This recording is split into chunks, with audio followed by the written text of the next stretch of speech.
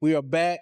The Let's Get Comfy podcast and CMC Media here in Florida at the Florida Healthcare Association 2025 Conference and Trade Show. And guess what? I have the president with me. The president of Board of Directors of Florida Healthcare, Ms. Julie Morris. Thank you so much for joining. Oh, thank you. I'm so glad you'd have you here on the show.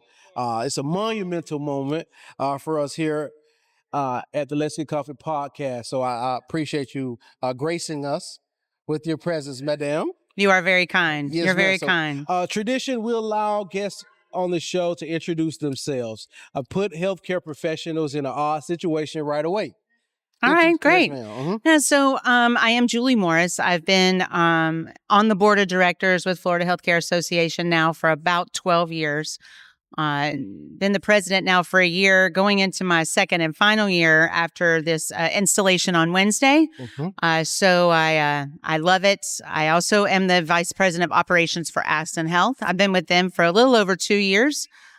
So I've been in long-term care now for 30 years of my career. Absolutely love it. All right. Well, that's it. A lot of experience there, right? And expertise. But what we're going to do, we're going to talk about the journey of the last decade, okay? I know that probably sounds bad, so don't take it that way, all right? It's all right. So we're in the elevator. We're going to the 50th floor, right? Share with us your professional journey over the last 10 years. All right. So the last 10 years, like I said, though, I've been in it for 30 years. So the last 10, I've been very involved with operations, multi-site operations, which is always a great way for folks to really get into it. A little past the building, running the building, it allows you the opportunity to show more impact, be more involved. So that's what I've been doing for a couple of organizations now, really enjoying being able to stretch my legs a little bit, which has been extremely helpful for me to mentor other folks. So that's what the last 10 years has been for me, of stretching my career goals, and then making the most impact and impression on other administrators that I can. Okay, that's great. I wouldn't have been able to say that as well. I think the elevator is open now, so we're getting off. All right, good job there. So Florida Healthcare, you're the president. Why did you desire to become president of the board of directors? Actually, That's a lot more work, there's a little extra workload on you. It is a lot of work, but it's a desire for it. It's a volunteer job, so it's not something you get paid for or that you get any kind of compensation for, but it's something that I desired to do after my first meeting at a Florida Healthcare District meeting. Absolutely. I said it. I actually went home and said, I think I want to be the president of this organization, because I saw there was so much that you could impact. There was so much that you could do and be a part of. And so I kind of grew through the ranks of the roles. So I started as a district officer. I moved into a committee chair position, co-chair, then a committee chair position, ran for a region office, and then jumped onto the executive committee as a secretary, treasurer, senior vice president, and president. Yeah. Wow. Really involved, practicing what she preaches. So in your role as president, how do you advocate for solutions to provide quality care or improving quality of care for seniors in the state of Florida? So it really starts with our grassroots. It really starts with becoming more involved at the Capitol level with the Lobby Wednesday events that we do. I have seen a lot of impact of what our voices can do when we go to the Lobby Wednesday events and we go to the Capitol and we meet with our legislators, whether it's the House of Representatives folks or it's our senators, and we get in front of them and we give them a chance to hear from our folks that are working on the floor, our folks that are working in the centers, doing what they do every day in the post-acute buildings that we run, and giving them the opportunity to hear firsthand stories, even from some of our residents.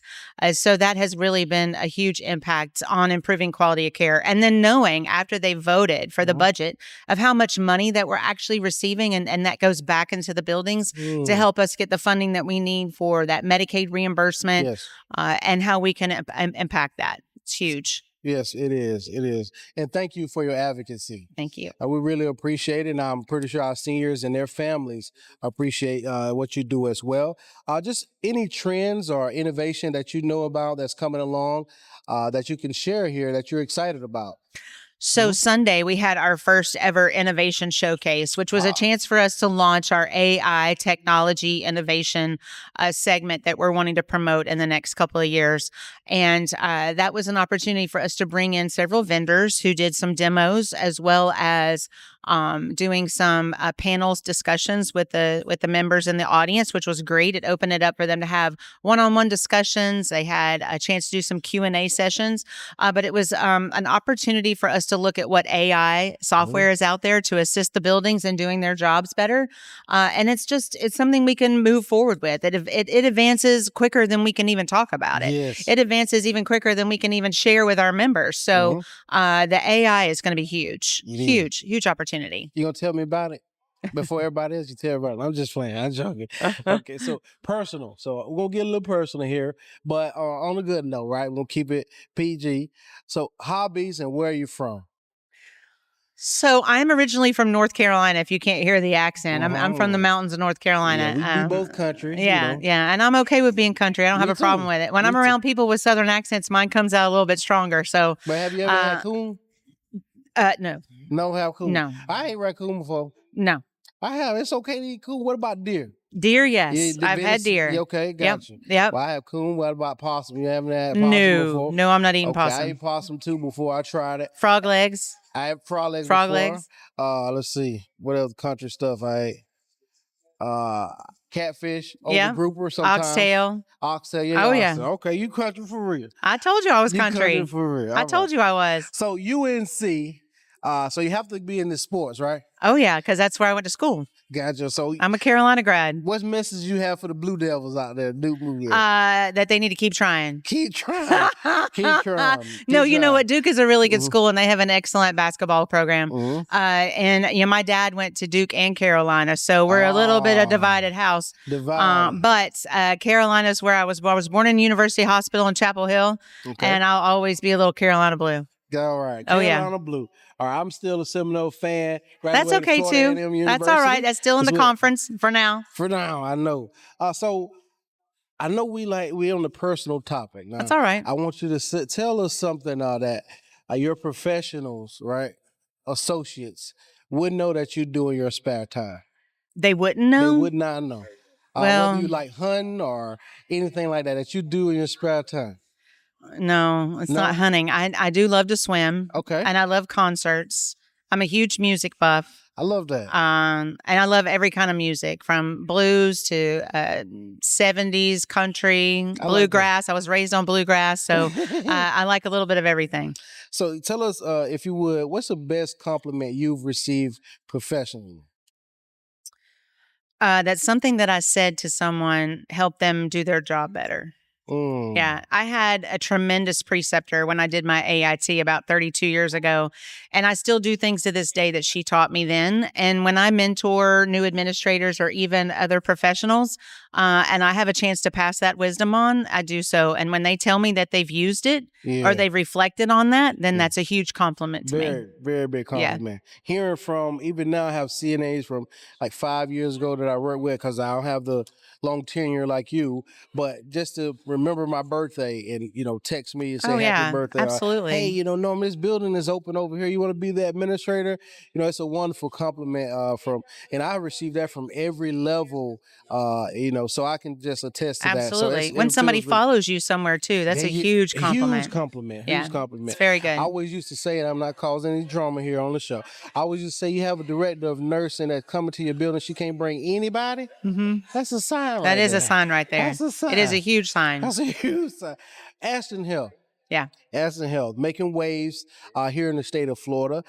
So what impact you'd say in the long-term care industry, your role with Aston Health has impacted, but overall as an organization, the impact in senior care? I think probably just bringing some awareness more of what the organization does, what we kind of find our niche to be, and what our reach is. Aston is now 50 buildings. Wow. We have buildings from Pensacola down to Delray Beach, all across Jacksonville, down the I-4 corridor, all over the state of Florida. So we've grown tremendously. We've almost doubled in size in the last 2 years.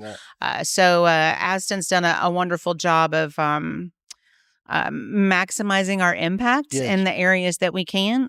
We grow our own, so we do a very strong AIT program. Yes. And we encourage our VPs of operations to be mentors and to continue to build their bench and grow their own. Absolutely. One thing I will also give compliments to Aston Health about is the upgrades in facilities, because a lot of these facilities you don't see as much investment, but the upgrades in entering to those facilities, because it's very nice facilities that you guys have, but it didn't start that way. No. So I really appreciate that. And just because I cover with Evolutionary Healthcare, sponsor of the show, by the way.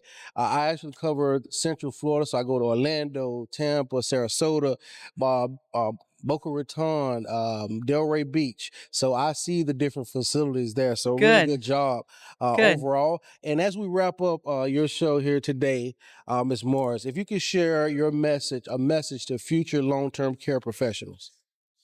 Oh gosh, my message. Continue to pay it forward. Somebody paid it forward to you, so you continue to do the same. Nominate someone for a Florida Leader program through FHCA. Get involved in FHCA as much as you possibly can. Bring more awareness to the organization that you work with. If there's an organization that you want to work with, get more involved with what they do. Promote yourself. Always promote yourself. If you can't sell yourself, then you're not going to be able to sell the care you provide. There you go. So pay it forward and be that mentor. That's a big one. I want to add, Mr. Carnegie, he stated something that I stuck with. He said, if you want success and you want to become rich, make yourself valuable. That's right. Right? Absolutely. You want to attract those things, make yourself valuable. I couldn't agree more. Yeah. So, and as we wrap up, this show is always dedicated to our caregivers and families out there. If you could share your message to caregivers and families throughout the world, whoever listens to the show. I guess probably the last thing I would share is if you're going to take care of a resident, make sure what you're doing is the right thing. Always do the right thing. And if you're going to ask yourself about a decision that you're making in the role that you serve, ask yourself if it's going to improve resident care and the quality of care that you provide, because that's always going to be the right answer. Right. Absolutely. That's a good answer. Good answer. Well, Ms. Julius Morris, I'm president of Florida Healthcare on the Let's Get Comfy podcast. I done became somebody. So thank you so much for doing this. Thank you. My pleasure. Appreciative for it, but I like to joke and play around, but I thank you for joining here. And we are in Orlando, 2025 Florida Healthcare Conference and Trade Show. I'm with the Florida Healthcare President, Board of Directors, Julie Morrison. Stay tuned. Be sure to like, comment, subscribe on YouTube, Apple, all your podcast platforms that you desire to listen to the show. Please tune in and subscribe. I know typically people don't like to tune in to healthcare type of platforms, but this is Florida's #1 healthcare edutainment station. Tune in. Thank you. This episode of Let's Get Comfy was brought to you by Evolutionary Healthcare. Caring is what we do.